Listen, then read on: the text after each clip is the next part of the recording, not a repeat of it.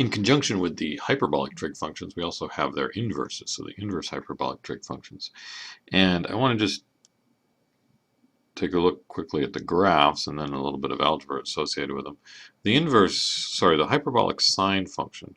The hyperbolic sine function was it looks kind of like a cubic, but it's not really a cubic for several reasons. One is cubic would pass through the origin with slope 0, and the hyperbolic sine passes through with slope 1. So if this is y, is the hyperbolic sine of x. Also, that this increases like an exponential function, not like a cubic function, right? It's exponentially growing exponentially fast here, and also going downward like a negative exponential coming here. So this is invertible, and the inverse hyperbolic sine, I'll draw in red here, is the mirror image of that over the line y equals x. So it's doing something like this. Now, it almost looks like I'm drawing it with a horizontal asymptote. I'm not. The thing is, this exponential grows. You can keep moving over, and it keeps going up. There's no vertical asymptote for that, and so there's no horizontal asymptote when you flip it over. It's just growing more like a log function. It just does it really slowly. So this is now y equals the inverse hyperbolic sine of x. Right.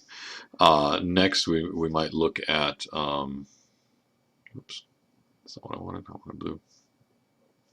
The hyperbolic cosine function was this U-shaped thing, this catenary curve, right? This hyperbolic cosine. Well, that's not actually invertible, right? It doesn't pass the horizontal line test. So when we do the inverse of it, we have to just look at part of it. And actually what we do is we look at the part of it where x is bigger than 0. And we invert just that part. Actually, while I'm still in blue, this is y equals the hyperbolic cosine of x. And so when I invert it, I'm only looking at the right-hand side here, and it inverts like this. So this is y is the hyperbolic cosine inverse. Right? You have to make a choice. Do you want the positive side or do you want the negative side? And we do the positive side. Since this was down here at 1, that was the lowest hyperbolic cosine gets, then this here has to start at 1. So this is defined for x greater than or equal to 1. And one more graph, just while we're here. The hyperbolic tangent looked like this.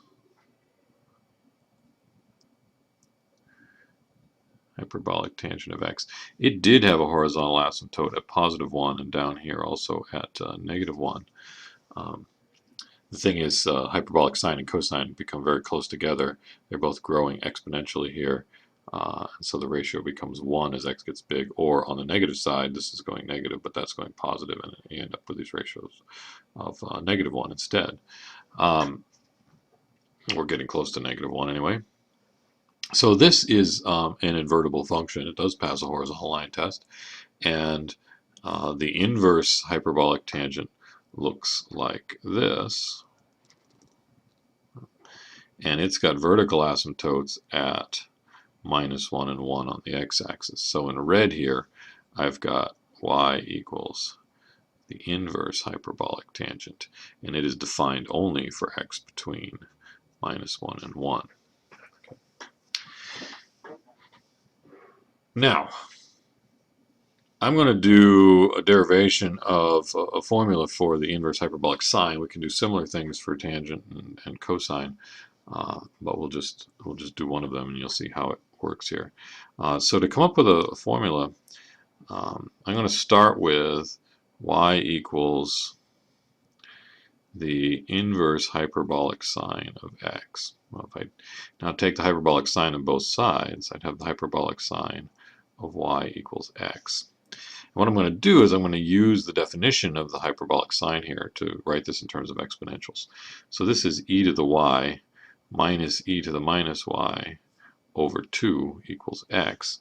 And what I want to do now is try to solve for y and see if I can come up with a different formula, because I start with y equals this, and I'm going to come up with y equals something else, and they'll be equal to each other. So here we go. Multiply both sides by 2. I've got e to the y minus e to the minus y equals 2x. said y, but I wrote an x there. One thing here that's tempting to do is say, oh, take the log of both sides to get rid of these exponentials. But the problem is, this is not the log of a product. This is not a product or a quotient. This is a difference, and I don't know how. I don't have a way. If I have the natural log of a minus b, can I simplify that in any way? No, I can't. So I got to look for something else. And what I'm going to do is I'm going to multiply both sides of this equation by e to the y. This is I don't know, the first person to think of this trick is really clever, and then they told the next person, and they told the next person, and now I'm telling you. So it's a nifty trick to do, because watch what happens. When you distribute this in, the e to the y times e to the y is e to the 2y. I just add the exponents. Likewise here, the e to the y times e to the minus y, well, add the exponents. Minus y plus y is e to the 0. E to the 0 is 1. So I have minus 1. Those two multiplied by 1. And then this is 2x e to the y. Now if I get everything over on one side, 0 on the other, e to the 2y minus 2x e to the y minus 1 equals 0. What I have here, in disguise, is a quadratic equation. And it's quadratic in e to the y, because I take e to the y and I square that, I get e to the 2y. So I'm going to use the quadratic formula to figure out what e to the y is equal to. Right? E to the y, so I'm using the quadratic formula. The coefficient out here is 1, the coefficient here is the negative 2x, and then there's a coefficient there of negative 1. So the opposite of b, so 2x, let's see if I can write that to look like a 2x, plus or minus the square root of b squared, so 4x squared, minus 4 times a times c, all over 2 times a. So what I have here is e to the y equals 2x plus or minus, what's this? 4x squared plus 4 under the square root all over 2.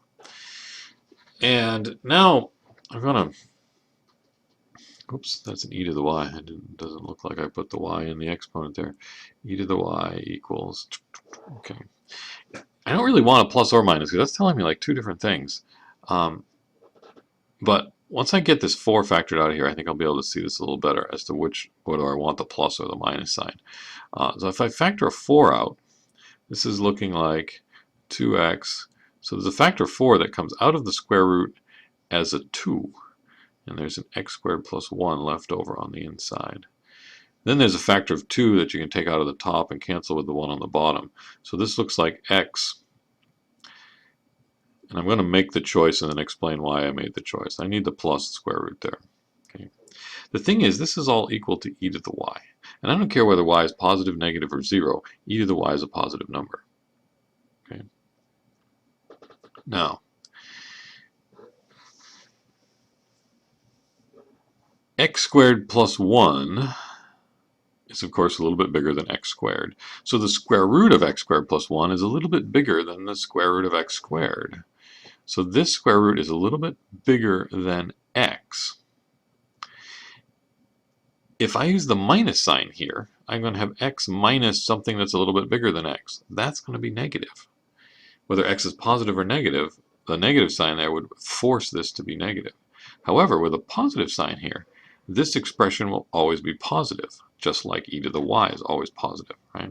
Because if x is a positive number and you're adding on this square root, that's certainly positive. But if x is a negative number,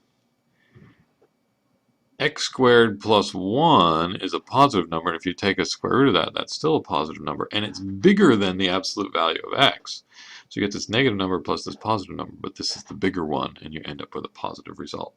So by taking a plus sign here, we can actually make this equal to e to the y. With a minus sign, it doesn't, because you're going to be getting negatives, and e to the y is always positive. But now I can take the log of both sides and solve for y. So I've got y is equal to the natural log of x plus the square root of x squared plus 1. Okay. It shouldn't be too surprising to me that I get something with logs, because what I'm doing here, remember, y originally was equal to, where am I? Way back up here somewhere. Y was equal to the inverse sine of x, an inverse hyperbolic sine of x, and now I have y is equal to this thing. So the inverse hyperbolic sine of x is equal to the natural log of x plus the square root of x squared plus 1. And what I shouldn't be too surprised about is that I'm getting a natural log. The hyperbolic sine is defined in terms of exponentials, and so the inverse function is not, maybe shouldn't be too surprising that there's a log involved. Okay. Now you can do a similar derivation to get the inverse hyperbolic cosine and the inverse hyperbolic tangent and so on. I'm not going to do them all, but I'll point out here in the book they list them. We calculated this one.